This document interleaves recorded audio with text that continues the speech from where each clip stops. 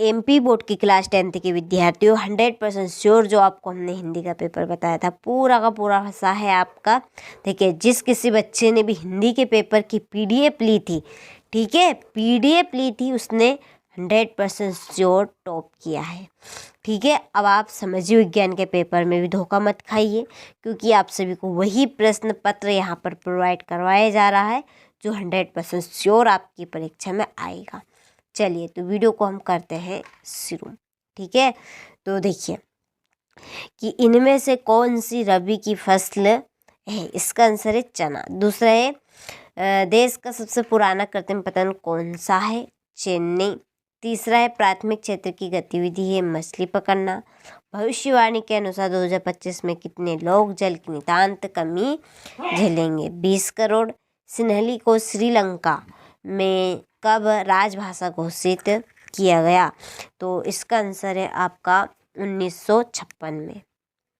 ठीक है, चलिए, तो इतने प्रश्न के आंसर का स्क्रीनशॉट ले लीजिए आप। ठीक है, इसके बाद में छठा प्रश्न कि पृथ्वी का कितना भाग जल से घिरा है, 3/4। ठीक है, फिर रिक्त स्थानों की पूर्ति कीजिए। पहला है कि विभिन्न देशों के बाजारों को आपस में जोड़ना ही ट्रेड कहलाता है, तो इसका आंसर है आपका वैश्वीकरण। ठीक है, दूसरा है कपास डेडेस का पहला प्रतीक थी, इसका आंसर है आपके दूसरे का नए युग। ठीक है, तीसरा डेडेस पर आधारित सामाजिक विभाजन सिर्फ भारत में ही है, इसका आंसर है आपका तीसरे का जातिवाद। चलिए, तो यहाँ से स्क्रीनशॉट आप ले लीजिए अच्छे से।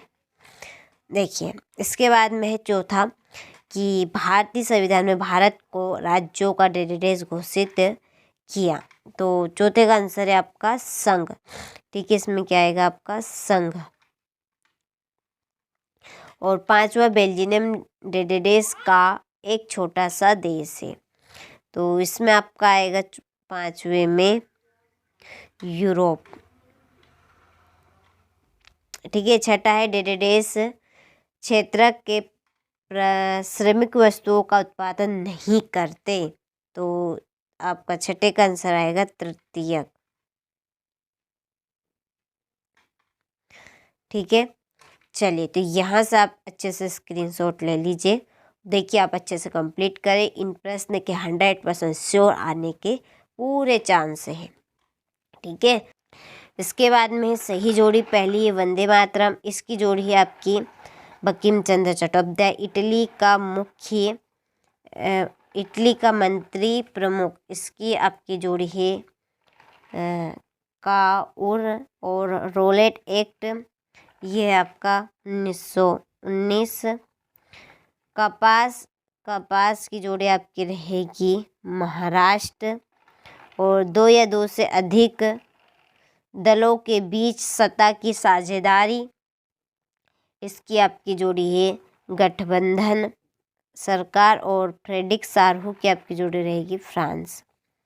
ठीक है, तो चलिए, जोड़ी का स्क्रीनशॉट आप ले लीजिए यहाँ से अच्छे से, और अच्छे से आप कंप्लीट कर लीजिए। इसके बाद में है एक वाक्य में उत्तर। पहला है श्रीलंका किस वर्ष में स्वतंत्र राष्ट्र बना, इसका आंसर है आपका 4 फरवरी। 4 फरवरी 1948। ठीक है, दूसरा आनंद मठ उपन्यास किसने लिखा था, तो दूसरे का आपका आंसर है बंकिम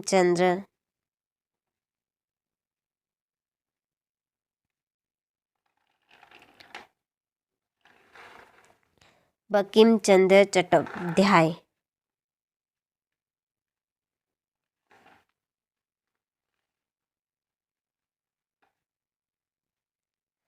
ठीक है, चलिए, तो यहाँ से आप स्क्रीनशॉट ले लीजिए। इसके बाद में है तीसरा प्रश्न, JN डाटा ने भारत का पहला लोहा एवं इस्पात संयंत्र किस वर्ष में स्थापित किया, तो इसका आंसर है आपका 1912।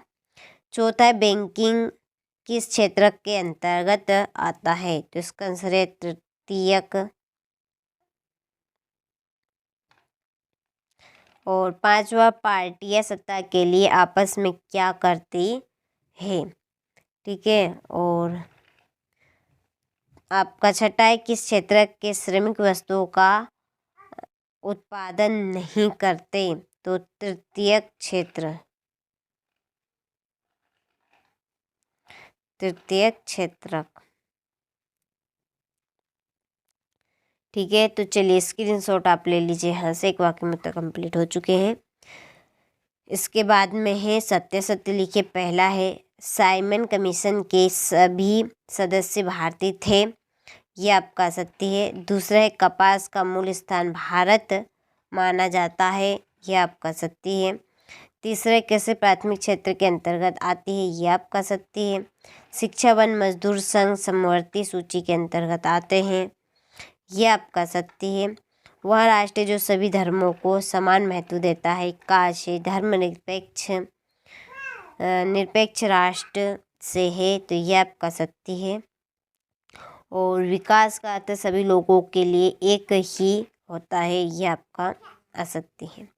ठीक है, चलिए तो स्क्रीनशॉट आप अच्छे से ले लीजिए यहाँ से। इसके बाद में है क्वेश्चन नंबर 6, भारत में पाई जाने वाली मिट्टी के नाम लिखिए। सातवां है, जलोढ़ एवं काली मिट्टी में अंतर बताइए। गन्ना नगद दाम की फसल है, क्यों? ठीक है, चलिए फिर है 9वां प्रश्न, मृदा संरक्षण के प्रमुख तरीकों की व्याख्या कीजिए। 10वां है, पहले विश्व युद्ध ने भारत में राष्ट्रीय आंदोलन के विकास में किस प्रकार योगदान दिया? और इसके बाद में ये 11वां प्रश्न, 12वां प्रश्न, कार्नेला क्या था? ठीक है, आयात शुल्क से क्या आशय है? और 13वां प्रश्न है यहाँ पर, सेठ हुकुमचंद्र कौन थे? ये आपका था इसका। फिर है 14 प्रश्न, ये आपका 15वां प्रश्न रहा, ये 16वां प्रश्न। ठीक है, चलिए 17वां प्रश्न, गरीब खरीब और जायद की फसलों को उदाहरण सहित समझाना है। 18वां, जैव विविधता क्या है, मानव जीवन के लिए क्यों महत्वपूर्ण है? एकात्मक शासन का अर्थ स्पष्ट कीजिए तथा इसके दोष बताइए। ठीक है, चलिए ये आपका 20वां प्रश्न। फिर 21वां प्रश्न और 22वां प्रश्न है, रोलेट एक्ट क्या था? भारत के